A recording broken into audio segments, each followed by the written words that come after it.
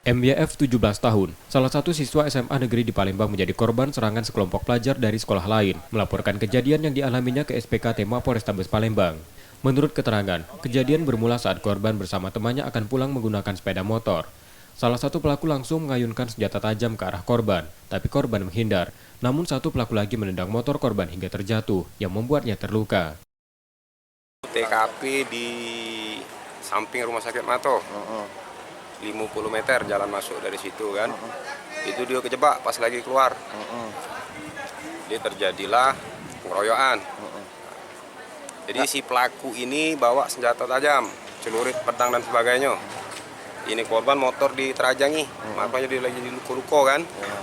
Paling itu Tapi korban sempat lari ke dalam toko ya bang? Bukan toko, itu bukan di kejadian toko, ini beda TKP yang di ini kan. Tapi jamnya itu sama, pelakunya juga mungkin sama. Saat ini Polrestabes Palembang sedang menangani kasus tersebut.